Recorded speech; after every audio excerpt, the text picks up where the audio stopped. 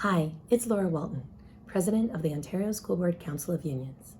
I want to talk about how job conditions for education workers don't work to prevent and might even encourage the spread of COVID-19 in schools.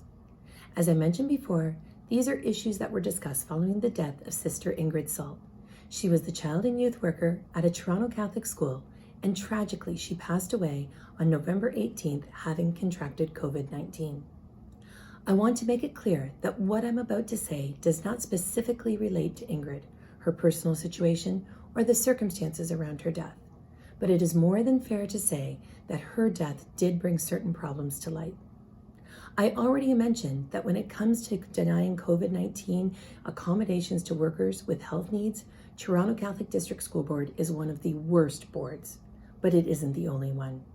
Right now, there's a CUPE local that represents Francophone workers at Conseil Scolaire Providence, and they are dealing with the exact same problem. A worker who has supplied all kinds of medical documentation from the doctor, but who is being denied accommodation. There's another related issue as well, and it's attendance management. There's no getting around the fact that school boards have made attendance management a barrier to workers taking sick leave. In fact, many boards have contracted with an organization called School Board Cooperative Incorporated, which manages attendance and organizes members' returns to work. But many locals describe SBCI as the henchman that boards use to deny sick leave to its members. School boards and the ministry can pretend that attendance management is meant to be supportive, but I can promise you that's not the experience of CUPE members. But what do these board practices have to do with the possibility of COVID-19 spreading in our schools?